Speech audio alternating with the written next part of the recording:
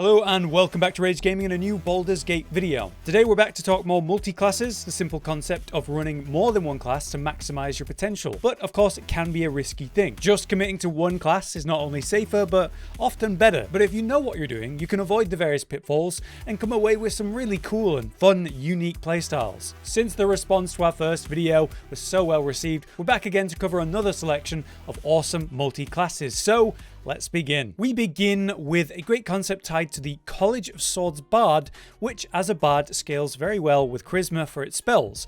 But as College of Swords, we're thinking it's more of a melee focused bard in this case. Combine that with just 3 levels of warlock under the Fiend subclass and of course Blade Pact, and you have something very potent here. The blade flourishes of the bard will actually raise your AC. Your attack potential will be high. You've got all these great options in your spells, the buffs, especially obviously social options as a bard. Bardic Inspiration plays a big role here, being consumed to use those flourish attacks we mentioned. At level 8 though in Bard, you'll have 5 uses to work with per short rest, which means you can go super hard with them every fight and then just short rest to recover for the very next fight. It synergizes really well with Warlock because yeah, short rest restores their spell slots too. On top of that, Warlock spells also scale with Charisma, and through the Blade Pact you can make your melee attacks also scale with charisma. It allows us to super pump up our melee damage and our spell damage through one stat, which is extremely efficient. The Warlock gets those strong passive options for a variety of playstyles and perks,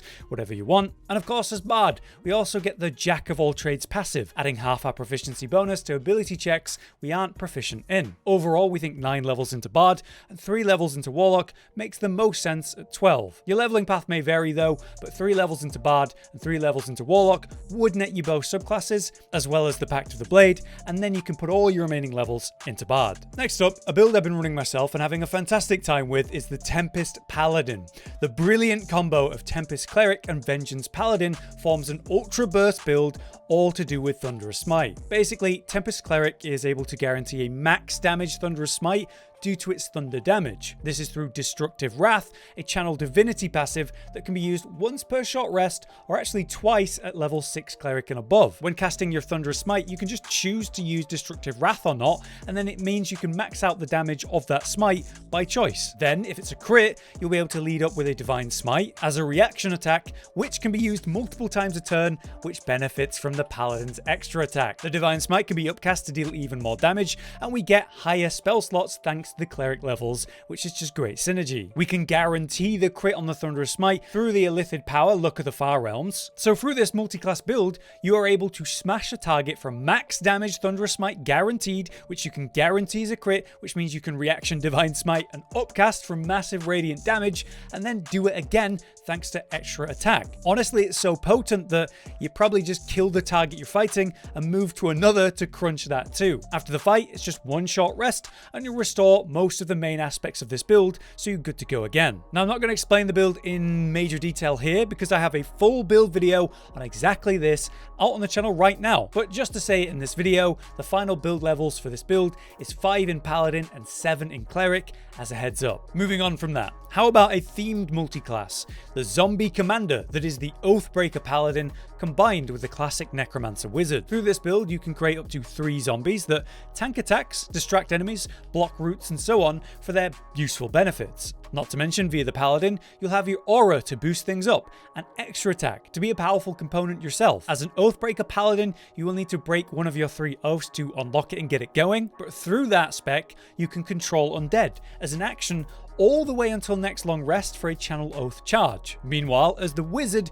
you'll get access to the Animated Dead spell, letting you target a corpse to create another undead servant. Through the Necromancer subclass though, you'll also get the passive Additional Undead, meaning you can then raise a second extra undead from the corpse. Through this, we'll be able to make ourselves a little pack of undead, 3 undead total under our command. The Paladin does need to find a current undead target to then control though, compared to the Wizard that can just make them from corpses. But Oathbreaker Paladins can frighten enemies. trapping them, say, between the swarm and you, smashing them. And thanks to the Grim Harvest passive of the Necromancer, once per turn, upon kill with a spell, you can actually regain hit points equal to twice the spell slot level used, or even more when it's a Necromancer spell at the time. So serious lifesteal potential right there. To achieve this, we suggest 6 levels in Paladin to reach the Aura and also extra attack at 5, and then the other 6 levels will go into Necromancer Wizard to reach Animate Dead and the other perks. To get the Necromancer vibe going though, you want to reach level 6 Wizard as soon as possible, so we suggest just 1 level in Paladin to begin with to get the subclass and the heavy armor going, and then the next 6 levels will go straight to the Wizard, picking up Necromancer at level 2, and after that, the remaining levels can go into Paladin, which has crazy power spike after power spike at level 3, 4, 5, and 6, so it's going to be good. But I said we'll talk theme, right? So there's another multiclass version of the Necromancer that's really cool, and it was brought up in the comments of the other multiclass video. It's a fungal-focused Necromancer, which allows for 4 undead summons compared to 3. It's more of a full caster concept, meaning unlike the Paladin version, you can actually reach 6 slot level spells, meaning we can create undead, a level 6 Necromancer spell. This allows for a raising of a mummy alongside your zombies, but then we're also getting the perks of the Spores Druid, specifically. Spores Druid synergizes well thanks to necrotic damage dealt from bursting spores. Meanwhile, Fungal Infestation is how you summon that 4th undead, raising a sort of mold encrusted zombie from a corpse. How delightful. Just like the other build though, we also benefit from additional undead for the extra summon and better summons to provide better hit points to these summons. The build compared to the other won't benefit from say heavy armor or be remotely a functional melee fighter, but it's more of a summoner focused build of course, using spells from range and sort of supporting your undead army. In regards to leveling, we go 6 Necromancer Wizard and 6 Spores Druid to achieve this, and for the leveling path, we think you want to go hard on the Spores Druid first, pushing that all the way to level 6 Druid to reach Fungal Infestation as fast as possible. Then the remaining 6 levels can go into the Necromancer Wizard to reach all the perks we've talked about already. Moving on from necromancy style builds, I want to highlight a specific class and subclass that is super good for the basis of many multi-class build ideas. Basically, it's the level 3 rogue that can go into the thief subclass, which provides a second bonus action to use each turn. There are many attacks that use just a bonus action from many classes, but also many unique weapons. There's that glaive that you get in Act 1 that has an awesome whip pull attack that is just a bonus action. Or even spellcasters, like sorcerers. Thanks to meta magic, you could turn a normal action spell into a bonus action, meaning you can get extra spells per turn with that idea. What about dual wielding weapons? Your offhand attack will just be a bonus action, right? So you could use multiple of those. Monks make great use of this idea. So yeah, just like I did in the first multiclass video with how wizards can learn spell scrolls at level 1, I wanted to do another thing in this video like that and highlight thief rogues as a fantastic basis for many multiclass builds. Just 3 levels and getting an extra bonus action is a big deal. But with that said, let's now actually cover some of those ideas with some of the stronger options specifically. How about one of the strongest multiclass builds that uses double action from that thief? We're talking about a super strong concept,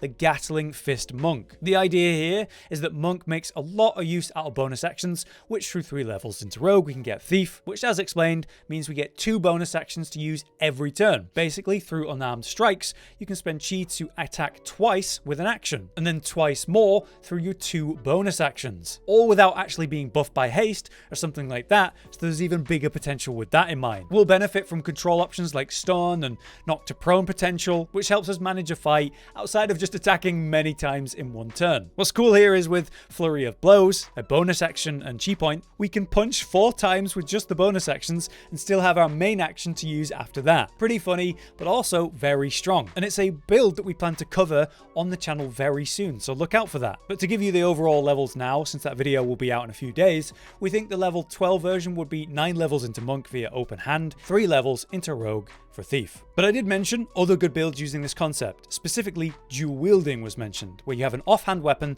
that makes use of those extra bonus actions. There's 2 versions of this I want to mention though, and I'd also like to thank a commenter on the first video, Ores Tisp. I'm not sure how to pronounce that, I'm very sorry. I'll put it on screen. But they mentioned this concept and some ideas, and we've adapted them somewhat. Starting with the Thief version though, for those 2 bonus actions. That would be Hunter Ranger, combined with the Thief Rogue. There's multi-attack defense here, thanks to the Hunter, and Uncanny Dodge from the Thief, which both provide nice survivability for that up and close fighting concept as a squishier class. Early into Ranger, you'll be able to pick the 2-weapon fighting passive fighting style, which is very important because that's going to add your ability modifier to the damage of your offhand attack. So it makes your offhand weapon actually do damage, and that's how this becomes a bit more viable. Thanks to Thief, we get the 2 bonus actions, and thanks to Ranger, we get extra attack. So there's 2 attacks a turn for an action, and 2 bonus attacks a turn, which is very strong. Of course, there's also the option of a ranged attack, thanks to the Ranger aspect, but it's more something you'd use as utility, since you'd rather be,